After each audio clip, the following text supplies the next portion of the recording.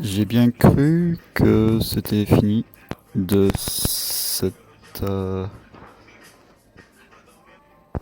enregistrement du livre 2058 ou l'émancipation en vidéo, roman d'émancipation. Je suis allé en fin d'après-midi, en fait, c'était que 3h50, mais c'était déjà trop tard. En randonnée, pas loin d'ici. Enfin, en randonnée, j'ai pris le vélo. Je suis parti toujours vers le même endroit, cette petite Provence. Mais très vite, la lumière, le soleil qui chauffe de moins en moins, est passé de l'autre côté de la montagne. Et déjà, quand je suis arrivé à 10 minutes, après 10 minutes, j'ai vu qu'il me restait que quelques minutes avant que le soleil disparaisse. Et comme il fait quand même 0 degré là, par exemple, à 8 heures du matin. Donc il y a 3 jours, quand il n'y avait plus de soleil, il faisait quand même froid. Donc ça m'a un peu refroidi. Et je suis arrivé donc à l'endroit où j'avais trouvé la grenouille près de la fontaine. Et, et j'ai pris le chemin donc de l'eau a beaucoup baissé, hein. Et il n'y a plus de grenouille bien sûr, il fait trop froid. Ou elle se cache, elle se terre.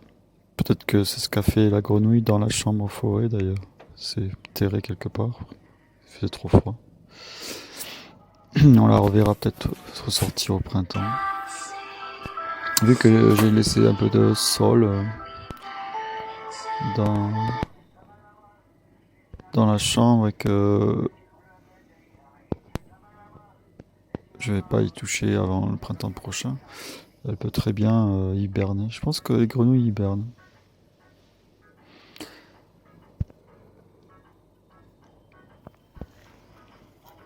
Donc j'arrive à ce chemin, pardon. C'est un chemin que j'ai remarqué, j'avais pris 3 kilos. C'est une sorte de terreau très noir, très, Ce sont des très châtaignes bon. Pas comme de un la peu boue, une moisies, sorte un peu de pures, un peu bizarres. pur compost terreau noir, très, très, très noir. Donc j'avais pris ça et j'avais remarqué que cet endroit était rempli de ce terreau noir parce que le chemin était un peu en dessous.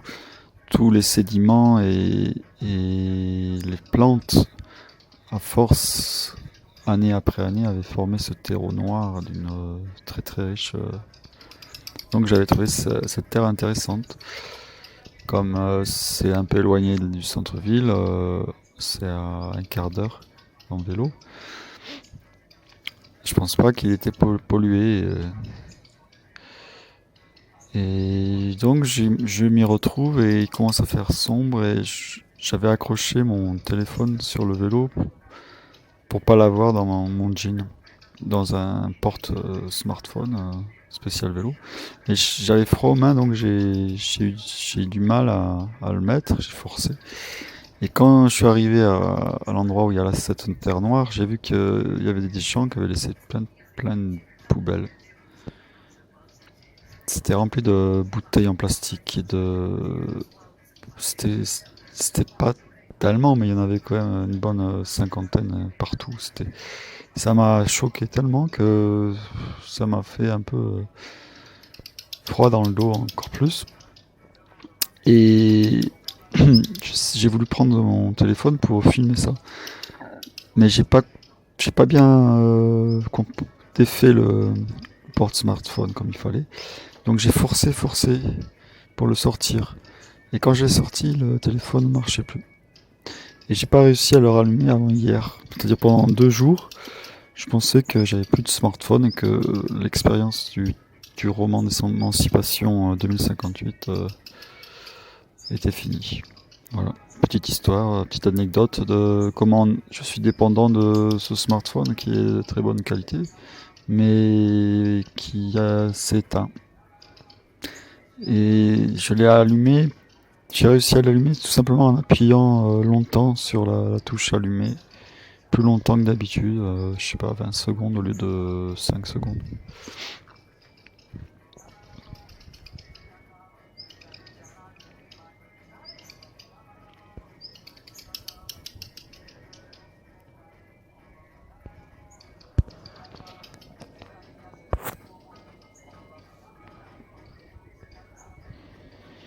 Donc après ça, là, le froid est arrivé avec 0 degré ce matin, par exemple. C'est plutôt le matin, vers 7-8 heures, qui fait très froid ici. C'est étrange, je sais pas pourquoi.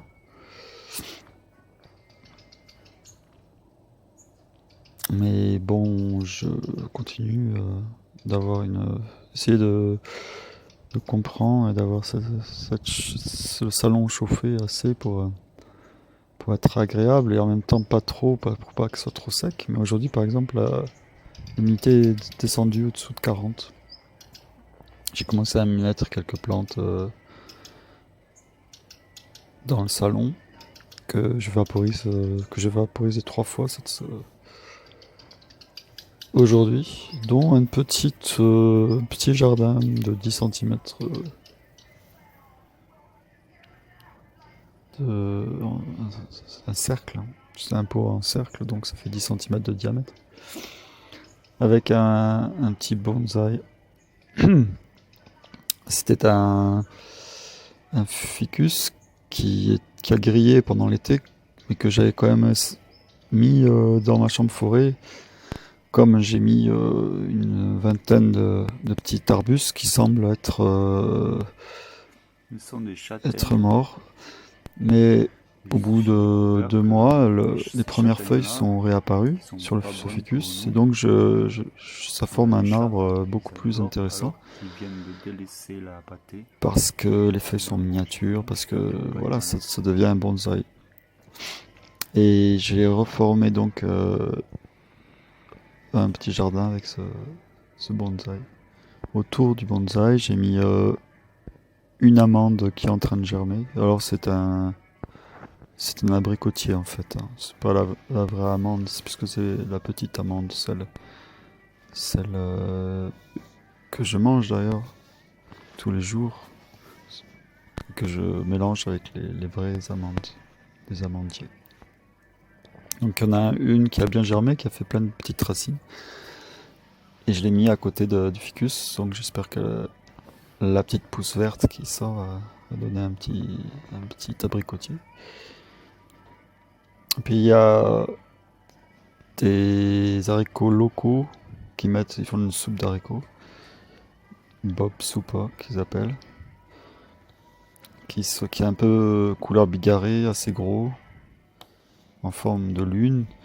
Et ils font des très belles pousses de haricots. Et il y en a une de 25 centimètres déjà qui a poussé à côté du ficus. Plus des petites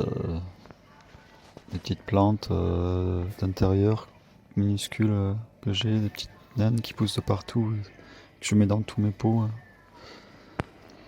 Donc ça, c'est mon petit jardin que j'ai mis dans le salon. Et dans la chambre fourrée, en fait, j'ai changé pas un petit peu en mettant une mousse très verte que je trouve encore dans la forêt, qui fait bien 10 centimètres de long, de hauteur. Et cette mousse, je la accroche autour de l'arbuste. Et j'ai remarqué que en coupant bien la bouteille, en accrochant les arbustes qui sont souvent tordus, ça forme une jolie composition que je mets dans la forêt. Et là, il y a 2 jours, j'ai eu l'idée d'en mettre 2, un épicéa et un pin, agrafés sur la fenêtre, au dehors de la fenêtre, sur le bois de la fenêtre extérieure. En espérant que donc je teste que le vent ne les emporte pas. Faudra que peut-être que je les fixe un peu encore plus.